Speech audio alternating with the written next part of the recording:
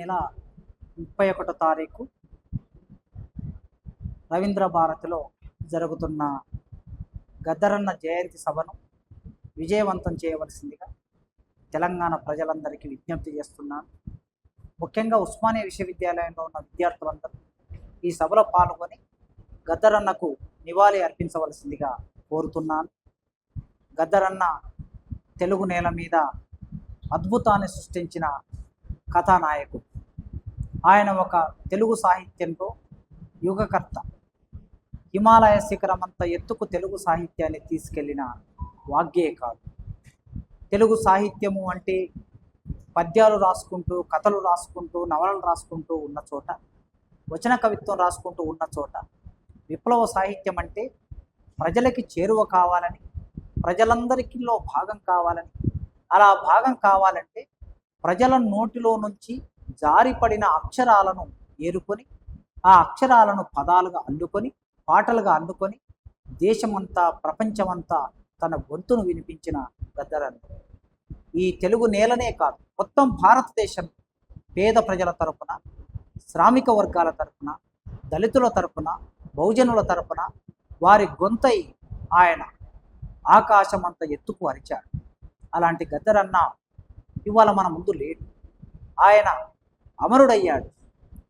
ఇంకా ఎక్కువ కాలం జీవించి ప్రజల సమస్యల మీద పోరాటం చేయవలసిన గద్దరన్న అర్ధాంతరంగా నిష్క్రమించాడు. జీవితం నుంచి నిష్క్రమించాడు, మనల నుంచి దూరం అయ్యాడు.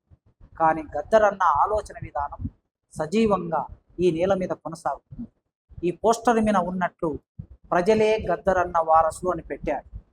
ప్రజలే గద్దరన్న వారసులు కనుక గద్దరన్న ఆశయాలను ముందుకు తీసుకెళ్లవలసింది కూడా ప్రజలే. ఇవాల్టి ఒక సందర్భం కూడా నాకు గుర్తు చేయాలనిపిస్తుంది.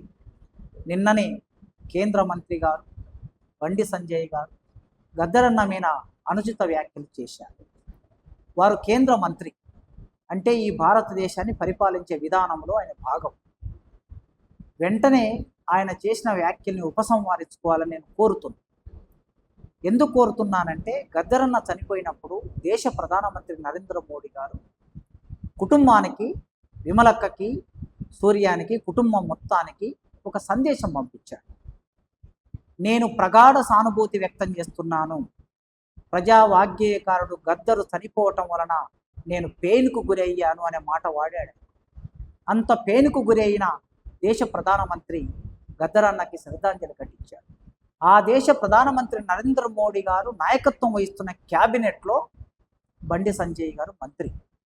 కనుక నరేంద్ర మోడీ గారి మీద ఆయనకు గౌరవం ఉంటే, ఆ క్యాబినెట్ మీద గౌరవం ఉంటే, ప్రతి మంత్రికి ఒక ప్రోటోకాల్ ఉంటుంది. ఏ విషయం మాట్లాడాలి, ఎట్లా మాట్లాడాలి, ఏ పద్ధతిలో మాట్లాడాలి. కనుక ఆయన భావాలని, అభిప్రాయాలని వెంటనే ఉపసంహరించుకోవాలి. ఎందుకు అడుగుతున్నానంటే ఈ మాట, గద్దరన్న ఎన్నడూ ఏ మనిషిని చంపమని అడగలే, చెప్పలే. ఆయన పాటలు ఎక్కడ కూడా ఒక మనిషిని వేధించమని, చంపమని, కొట్టమని ఉండదు. ఆ సాహిత్యం తెలిస్తే తెలుస్తుంది, ఆ సాహిత్యం వింటే అర్థమవుతుంది. గద్దరన్న ఒక కవి, సున్నితమైన కవి, భావుకత ఉన్న కవి. కవులు ఎవ్వరు కూడా మనుషులను చంపమని అనరు. కవులు మనుషుల బాగు కోరుకుంటారు. మనుషులందరూ వెన్నెల లాంటి సమాజంలో జీవించాలని కోరుకుంటారు.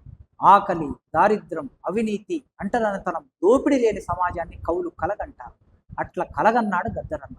ఆ కలను నెరవేర్చుకోవడానికి ఆయన నమ్మిన సిద్ధాంతం కోసం చిట్ట చివరి రక్త బొట్టు వరకు కూడా నిలబడ్డాడు. అది కమిట్మెంట్. 50 ఏళ్ళు ఆయన జీవించిన 70 ఏళ్ళ జీవితంలో, 75 ఏళ్ళ జీవితంలో 50 ఏళ్ళ జీవితం ఒక సిద్ధాంతానికి కట్టుబడిన మనుషులు చాలా అరుదుగా ఉంటారు. గద్దరన్న అట్లాంటి అరుదైన మనిషి. కనుక ఆ అరుదైన మనిషి మీద అనుచిత వ్యాఖ్యలు చేయటం అనేది ఎవరికి అది మంచిది కాదు. అది సంస్కారానికి సంబంధించిన విషయం. ఈ నేపథ్యంలో తప్పనిసరిగా ప్రజలందరూ గద్దరన్న గురించి ఆలోచిస్తున్నారు, ఆయన ఆశయాల గురించి ఆలోచిస్తున్నారు, ఆయన ఆలోచన గురించి ఆలోచిస్తున్నారు. మీరు గమనిస్తే ఆయన చనిపోయిన రోజు లక్షల మంది వెంకటాపురం నిండిపోయారు. ఇసుక వేస్తే రాలనంత జనం. నాకు తెలిసి భారతదేశంలో ఏ ప్రధానమంత్రి చనిపోయినా, ఏ ముఖ్యమంత్రి చనిపోయినా అంతమంది జనం వచ్చిన దాఖలా లేదు. పోలీసులు మొత్తం తెలంగాణ రాష్ట్రంలో ఉండే భద్రతా సిబ్బంది అంతా కంట్రోల్ చేయలేకపోయారు. ముఖ్యమంత్రి అక్కడికి రావాలని 12 గంటల నుంచి వెయిట్ చేస్తే ఆ ముఖ్యమంత్రి వచ్చే పరిస్థితి లేదు.